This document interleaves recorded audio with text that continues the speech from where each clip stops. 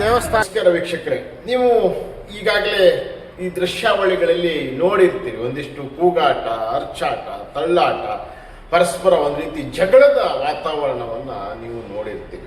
ಇದರ ಕಾರಣ ಏನು ಅಂಥೇಳಿ ನಾವು ಹೇಳೋದಕ್ಕೆ ಹೋದರೆ ನಿಜವಾಗಿಯೂ ಮನಸ್ಸಿಗೆ ಒಂದು ರೀತಿ ನೋವು ಉಂಟಾಗ್ತದೆ. ಯಾಕೆ ಅಂತಂದರೆ, ಯಾವ ಸ್ಥಳಕ್ಕೆ ಜನಗಳು ಶಾಂತಿಯನ್ನು, ನೆಮ್ಮದಿಯನ್ನು ಮತ್ತು ತಮ್ಮ ಮನಸ್ಸಿನ ನೋವುಗಳನ್ನು ತೋಡಿಕೊಳ್ಳೋದಿಕ್ಕೆ ಬರುವಂತಹ ಒಂದು ಶ್ರದ್ಧಾ ಕೇಂದ್ರ ಏನಿದೆ, ಅಲ್ಲಿ ನಡೆದಂತಹ ಘಟನೆ ಇದು ಯಾಕೆ ಅಂತ ಹೇಳಿದ್ರೆ, ಅಧ್ಯಕ್ಷ ಅನಿಸಿಕೊಂಡಂತಹ ಮೋಹನ್ ಮತ್ತು ಅವರ ತಂಡದವರು ವ್ಯಾಪಕವಾಗಿರ್ತಕ್ಕಂತಹ ಭ್ರಷ್ಟಾಚಾರ, ಅವ್ಯವಹಾರ, ಅಕ್ರಮದಲ್ಲಿ ತೊಡ್ಕೊಳ್ತಾರೆ. ಶಕ್ತಿ ಕರುಮಾರಿಯಮ್ಮನ ಭಕ್ತರು ಕೊಟ್ಟಂತಹ ಕಾಣಿಕೆಯನ್ನ, ಭಕ್ತರು ಕೊಟ್ಟಂತಹ ಆ ಆಭರಣಗಳೇನಿದಲ್ಲ ಅವೆಲ್ಲವನ್ನು ಕೂಡ ಈ ಮೋಹನ್ ಮತ್ತು ತಂಡದವರು ದುರುಪಯೋಗವನ್ನು ಪಡಿಸ್ಕೊಳ್ತಾರೆ. ಮೋಹನ್ ಅವರ ಅವ್ಯವಹಾರವನ್ನ, ಅಕ್ರಮವನ್ನ, ಭ್ರಷ್ಟಾಚಾರವನ್ನ, ದುರಾಡಳಿತವನ್ನ ಪ್ರಶ್ನೆ ಮಾಡಿದ್ದಕ್ಕೋಸ್ಕರವಾಗಿ 32 ವರ್ಷಗಳಿಂದ ದೇವಸ್ಥಾನದಲ್ಲಿ ಪೂಜೆ ಮಾಡಿಕೊಂಡು ಬಂದಿದ್ದಂತಹ ಅರ್ಚಕ ನಾಗೇಶ್ ಅವರನ್ನೇ ಅಲ್ಲಿಂದ ದೇವಸ್ಥಾನದಿಂದ ಕಿತ್ತಾಕ್ಬಿಡ್ತಾರೆ.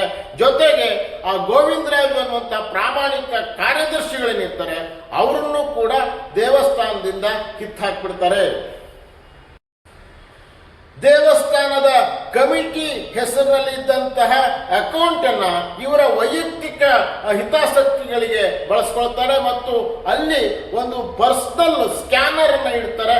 ಭಕ್ತರು ಕೊಟ್ಟಂತ ಎಲ್ಲ ಕಾಣಿಕೆಗಳು, ಆ ಸ್ಕ್ಯಾನ್ ಮಾಡಿದಂತ ಕಾಣಿಕೆ ಸಂಪೂರ್ಣವಾಗಿ ಇವರ ವೈಯಕ್ತಿಕ ಖಾತೆಗೆ ಹೋಗುವಂತಹ ವ್ಯವಸ್ಥೆಯನ್ನ ರೂಪಿಸಿಕೊಳ್ತಾರೆ. ಅದೆಲ್ಲವೂ ಕೂಡ ವರದಿಯಲ್ಲಿ ಬಹಳ ಸ್ಪಷ್ಟವಾಗಿದೆ.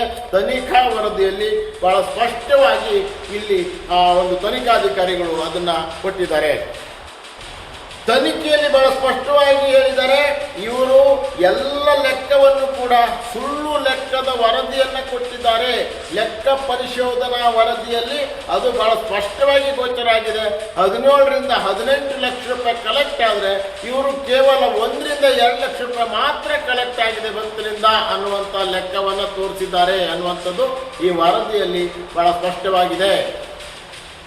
ಶಕ್ತಿ ಕರುಮಾರಿಯಮ್ಮ ದೇವಸ್ಥಾನದಲ್ಲಿ ನಡೆದಂತಹ ಅವ್ಯವಹಾರ, ಅಕ್ರಮಗಳು, ಅದನ್ನ ಮಾಡಿದಂಥವರು ಆ ಒಂದು ಭಕ್ತ ಮಂಡಳಿ ಅಂತೇಳಿ ರಚನೆ ಮಾಡ್ಕೊಂಡಿರ್ತಕ್ಕಂತಹ ಅದರ ಅಧ್ಯಕ್ಷ ಮೋಹನ್ ಮತ್ತು ಅವರ ಗ್ಯಾಂಗ್ ಸೇರ್ಕೊಂಡು ಮಾಡಿದಂತಹ ಒಂದು ದೊಡ್ಡ ಅವಾಂತರ ಇವತ್ತು ಶಕ್ತಿ ಕರುಮಾರಿಯಮ್ಮ ದೇವಿಯ ಭಕ್ತರ ಮನಸ್ಸಿಗೆ ದೊಡ್ಡ ನೋವನ್ನು ಉಂಟು ಮಾಡಿದೆ. ಕಾಲನಿಯಲ್ಲಿರುವಂತಹ ಕಿರ್ಲೋಸ್ಕರ್ ರಸ್ತೆಯಲ್ಲಿರುವಂತಹ ಈ ಶಕ್ತಿ ಕರುಮಾರಿಯಮ್ಮ ದೇವಸ್ಥಾನ ಏನಿದೆ ಅತ್ಯಂತ ಸುಪ್ರಸಿದ್ಧವಾಗಿರ್ತಕ್ಕಂಥದ್ದು, ಸುಮಾರು 50-60 ವರ್ಷಗಳ ಇತಿಹಾಸವನ್ನು ಹೊಂದಿರುವಂಥದ್ದು. ಅಲ್ಲಿ ಪ್ರತಿ ವರ್ಷ ಕೂಡ ಅತ್ಯಂತ ವೈಭವಯುತವಾಗಿ ಕರಗ ನಡೀತದೆ. ಲಕ್ಷಾಂತರ ಜನ ಭಕ್ತರು ಸೇರ್ತಾರೆ ಮತ್ತು ಅದೇ ಪ್ರಮಾಣದಲ್ಲಿ ಅಲ್ಲಿ ಕಾಣಿಕೆ ಹುಂಡಿಗೆ ಭಕ್ತರು ದುಡ್ಡನ್ನು ಕೂಡ ಹಾಕ್ತಾರೆ. ಹಾಗಾಗಿ ಅಪಾರ ಪ್ರಮಾಣವಾಗಿರ್ತಕ್ಕಂತಹ ಸಂಪತ್ತು ದೇವಸ್ಥಾನಕ್ಕೆ ಹರಿದು ಬರ್ತಾ ಇತ್ತು. ಅಲ್ಲಿ ಆ ದೇವಸ್ಥಾನದ ಆಡಳಿತವನ್ನ ನಡೆಸೋದಕ್ಕೆ ರಚಿತವಾಗಿರ್ತಕ್ಕಂತಹ ಕಮಿಟಿ ಏನಿದೆ ಅದು ನಮ್ಮ ಸಹಕಾರಿ ಸಂಘಗಳ ನಿಯಮದ ಅಡಿ ರಚಿತವಾಗಿರ್ತಕ್ಕಂತಹ ಒಂದು ಕಮಿಟಿಯಾಗಿತ್ತು. ಅದಕ್ಕೆ ಆರಂಭದಲ್ಲಿ ಭಕ್ತರು ಕೊಟ್ಟಂತಹ ಕಾಣಿಕೆ, ಅದರಲ್ಲೂ ಆ ದೇವಸ್ಥಾನ ಇರುವಂತಹ ಸ್ಥಳ ಬಂದು ಅದು ರೈಲ್ವೆ ಇಲಾಖೆಗೆ ಸೇರಿದಂತಹ ಒಂದು ಜಾಗ. ಆ ಜಾಗದಲ್ಲಿ ಅಲ್ಲಿ ಶಕ್ತಿ ಕರುಮಾರಿಯಮ್ಮ ದೇವಸ್ಥಾನ ಇದೆ.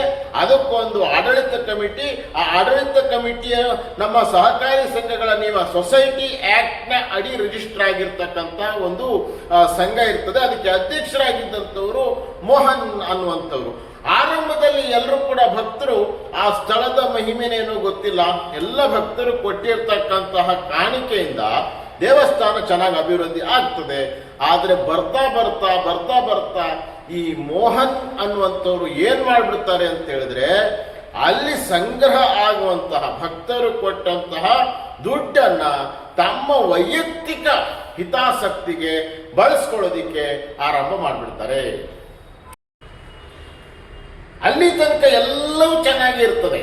ಆದರೆ ಯಾವಾಗ ಈ ಮೋಹನ್ ಮತ್ತು ಅವರ ತಂಡದವರು ಸೇರ್ಕೊಂಡು, ಅವರ ಗ್ಯಾಂಗ್ ಸೇರ್ಕೊಂಡು ದೇವಿಗೆ ಕೊಟ್ಟಿರ್ತಕ್ಕಂತಹ, ಭಕ್ತರು ಕೊಟ್ಟಿರ್ತಕ್ಕಂತಹ ಆಭರಣಗಳನ್ನು ಲಪಟಾಯಿಸ್ತಾರೆ, ಭಕ್ತರು ಹುಂಡಿಗೆ ಹಾಕುವಂತಹ ದುಡ್ಡನ್ನು ತಮ್ಮ ವೈಯಕ್ತಿಕ ಹಿತಾಸಕ್ತಿಗೆ ಬಳಸಿಕೊಳ್ತಾರೆ. ಅದಕ್ಕಿಂತ ಬಹಳ ಮುಖ್ಯವಾಗಿ ಅಲ್ಲಿ ಒಂದು ಸ್ಕ್ಯಾನರ್ ಅನ್ನ ಅಳವಡಿಸಿರ್ತಾರೆ.